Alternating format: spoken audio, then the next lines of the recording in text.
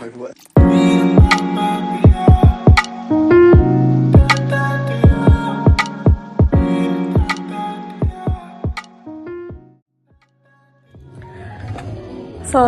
warahmatullahi wabarakatuh.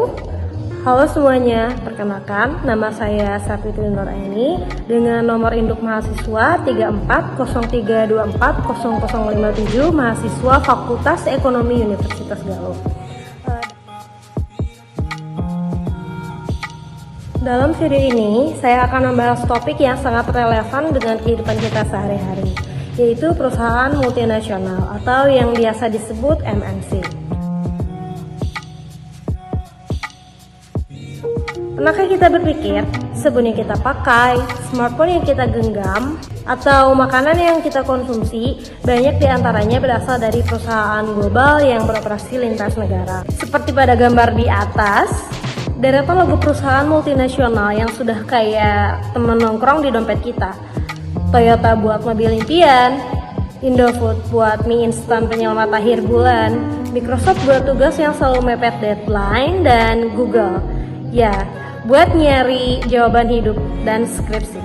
Mereka semua tampil gagah di satu frame seolah bilang kami ada di mana-mana, termasuk di hidup kamu. Tapi jangan salah, di balik logo-logo kece itu ada cerita besar tentang multinational corporation atau MNC. Raksasa bisnis yang bisa menggerakkan ekonomi dunia, mempengaruhi kebijakan, dan kadang bikin UMKM lokal harus putar otak biar tetap eksis. Jadi, yuk kita bahas MNC bukan cuma dari sisi branding, tapi juga dari sisi dampaknya terhadap ekonomi, masyarakat, dan bahkan tugas kuliah ini. Nah, menarik kan? Kalau kita telusuri bagaimana MNC ini bisa punya peran besar dalam ekonomi internasional, sekaligus mempengaruhi kehidupan kita sehari-hari. Yuk kita bahas bareng-bareng. Perusahaan multinasional adalah perusahaan yang memiliki kantor pusat di satu negara namun menjalankan operasinya di berbagai negara lain. Tujuannya bisa bermacam-macam, memperluas pasar, mengakses sumber daya, atau memanfaatkan tenaga kerja yang lebih murah. Contoh nyata yang kita kenal adalah Unilever, Samsung, Toyota, dan Nestle. Mereka tidak hanya menjual produk, tetapi juga membangun pabrik, membuka kantor cabang, dan mempengaruhi pola konsumsi masyarakat di berbagai belahan dunia.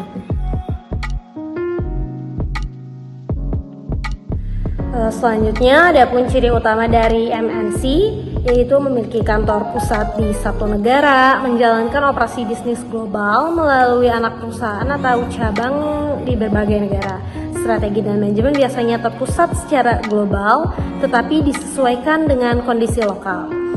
Fokus pada efisiensi produksi, akses pasar internasional, dan optimalisasi sumber daya. Ada beberapa karakteristik utama yang membedakan MNC dari perusahaan lokal. Pertama, mereka memiliki struktur organisasi global dengan cabang di berbagai negara. Kedua, mereka menguasai teknologi dan modal pasar sehingga mampu bersaing di pasar internasional. Ketiga, mereka memiliki strategi bisnis yang fleksibel, menyesuaikan produk dan pemasaran sesuai budaya lokal. Misalnya, MCD di Indonesia menjual nasi dan ayam goreng, sedangkan berbeda dengan menu yang ada di Amerika Serikat. Mereka biasanya menjual burger dengan kentang goreng, bukan dengan nasi.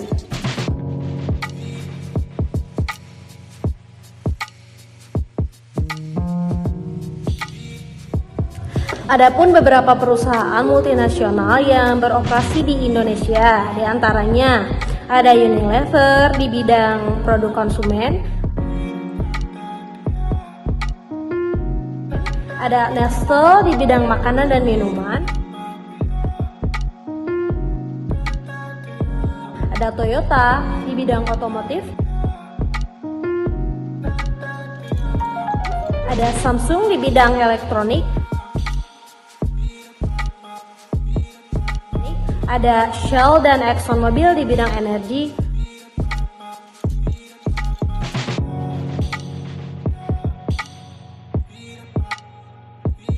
ada Microsoft dan Google di bidang teknologi,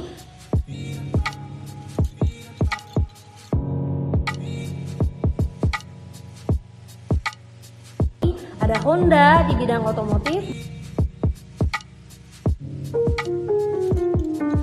dan juga ada Indofood di bidang makanan. Nah, Indofood ini walaupun perusahaan asal Indonesia tapi beroperasi secara global. Jadi bisa dikatakan Indofood juga merupakan salah satu dari perusahaan multinasional.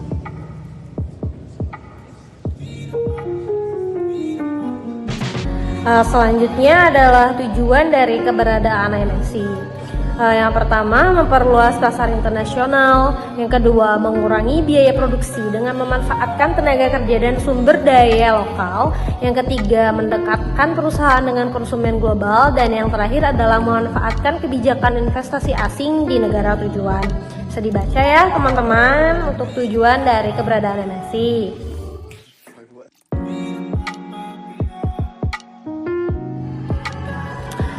MNC memainkan peran penting dalam dinamika ekonomi global. Bayangkan, sebuah panggung besar bernama ekonomi global. Di atas panggung itu, para pemain utama bukan hanya negara, melainkan juga perusahaan multinasional atau yang kita kenal sebagai MNC. Logo-logo yang kita lihat tadi hanyalah wajah dari kekuatan besar yang bekerja di balik layar, menggerakkan arus modal, teknologi, dan bahkan gaya hidup kita sehari-hari. Dari sisi positif, MNC ibarat mesin penggerak pembangunan. Mereka membawa Foreign Direct Investment atau FDI yang membantu membangun jalan, pabrik, hingga membuka lapangan kerja baru. Tidak berhenti di situ, mereka juga memperkenalkan teknologi mutakhir dan standar manajemen modern yang seringkali menjadi inspirasi bagi perusahaan lokal. Kehadiran mereka membuat negara tuan rumah lebih terhubung dengan pasar global, membuka peluang ekspor, dan meningkatkan daya saing. Namun, seperti pedang bermata dua, MNC juga punya sisi yang menantang. Dengan modal besar dan strategi pemasaran agresif, mereka bisa mendominasi pasar lokal, membuat UMKM harus berjuang keras agar tetap bertahan. Ketergantungan ekonomi pun muncul. Bayangkan, jika satu sektor vital dikuasai oleh MNC, keputusan bisnis mereka bisa langsung mempengaruhi stabilitas ekonomi negara. Belum lagi isu eksploitasi sumber daya alam dan profit repatriation, di mana keuntungan besar justru kembali ke negara asal, bukan tinggal di negara tuan rumah. Contoh nyata bisa kita lihat di sektor makanan. Ketika MNC seperti Nestle dan Indofood menguasai pasar, produk lokal sering kesulitan bersaing. Di sektor teknologi, Microsoft dan Google membawa inovasi digital, tapi sekaligus menimbulkan ketergantungan pada platform global. Sementara di sektor energi, perusahaan seperti Shell dan ExxonMobil memang menyediakan kebutuhan energi, tetapi juga menimbulkan perdebatan soal dampak lingkungan. Karena itu, peran pemerintah menjadi sangat krusial. Regulasi yang tepat harus menjaga keseimbangan, menarik investasi asing, tetapi tetap melindungi UMKM lokal. Kolaborasi strategis bisa menjadi jalan tengah, mendorong kemitraan antara MNC dan bisnis lokal agar terjadi transfer pengetahuan. Dan tentu saja, standar keberlanjutan harus ditegakkan supaya aktivitas MNC tidak merugikan masyarakat maupun ekosistem.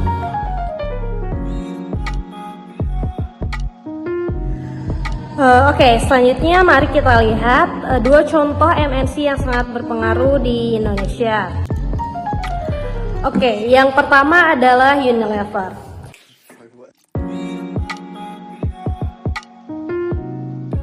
Produk mereka seperti Lifebuoy, Rinso, Royco, Sunsilk, dan Pepsodent sudah menjadi bagian dari rutinitas masyarakat. Bisa dibilang hampir setiap rumah tangga di Indonesia menggunakan produk Unilever.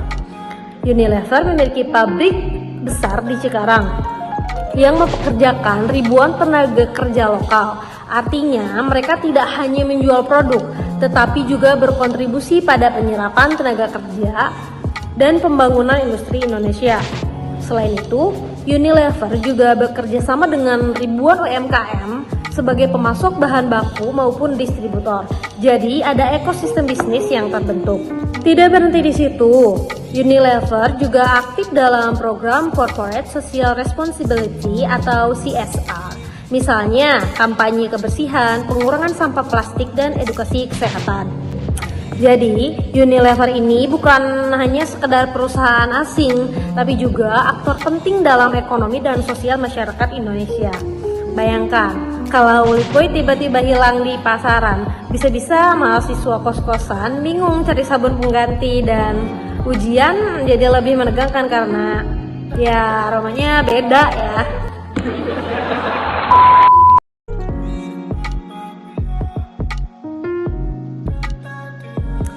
Selain Unilever, ada juga contoh lain dari perusahaan multinasional yang berpengaruh di Indonesia.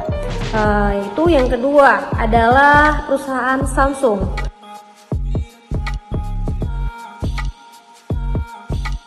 Perusahaan teknologi asal Korea Selatan. Samsung tidak hanya dikenal sebagai produsen smartphone yang mendominasi pasar global, tetapi juga sebagai perusahaan yang berinvestasi besar dalam riset dan pengembangan. Inovasi mereka mencakup perangkat elektronik, semikonduktor, hingga teknologi layar yang digunakan di berbagai produk. Di Indonesia, Samsung berperan penting dalam mendukung ekosistem digital. Mereka tidak hanya menjual produk, tetapi juga membangun pusat layanan, mendukung program pendidikan teknologi, dan berkolaborasi dengan pemerintah maupun sektor swasta untuk memperkuat transformasi digital. Misalnya, sebagai contoh, Samsung sering mengadakan pelatihan digital untuk UMKM dan generasi muda agar lebih siap menghadapi era industri 4.0. Dengan cara ini, Samsung tidak hanya menjadi pemain bisnis, tetapi juga mitra pengembangan digital di Indonesia. Kehadiran mereka menunjukkan bagaimana MNC atau Multinational Corporation bisa berkontribusi pada pertumbuhan ekonomi sekaligus membentuk pola konsumsi masyarakat. Meskipun membawa manfaat, MNC juga menghadapi berbagai kritik. Seperti isu pajak menjadi sorotan karena beberapa MNC memanfaatkan celah hukum untuk menghindari pajak tinggi. Isu lingkungan juga penting. Eksploitasi sumber daya alam tanpa pengelolaan yang berkelanjutan bisa merusak ekosistem. Lalu, selain itu ada kekhawatiran tentang homogenisasi budaya, di mana produk global menggeser identitas lokal.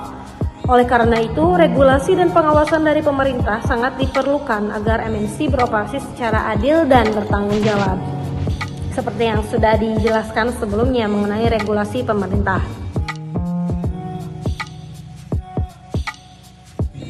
Sebagai penutup, perusahaan multinasional adalah aktor utama dalam ekonomi global. Mereka membawa peluang besar melalui investasi, teknologi, dan inovasi. Namun, kita juga harus waspada terhadap dampak negatif yang mungkin timbul. Keseimbangan antara manfaat dan risiko MNC atau Multinational Corporation harus dijaga melalui kebijakan publik yang bijak dan partisipasi aktif masyarakat. Semoga pembahasan kali ini memberikan wawasan baru bagi kita semua, khususnya mengenai perusahaan multinasional atau MNC, Multinational Corporation. Nah, terima kasih atas perhatiannya. Mohon maaf bila ada kata yang kurang berkenan. Saya Sapitri. Wassalamualaikum warahmatullahi wabarakatuh.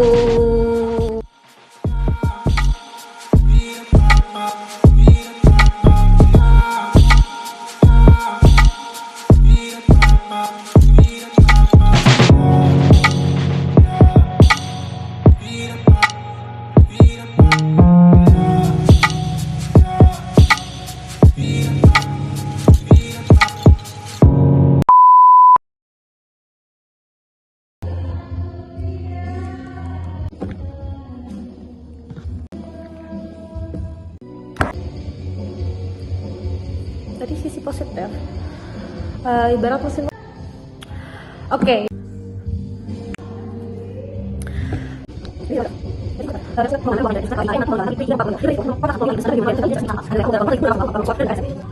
Jadi, dan berkolaborasi dengan pemerintah misalnya, Samsung sering mengadakan pelatihan digital untuk UMKM dan generasi muda agar lebih siap. Di Indonesia, Samsung berperan penting dalam mendukung negara. Kedua,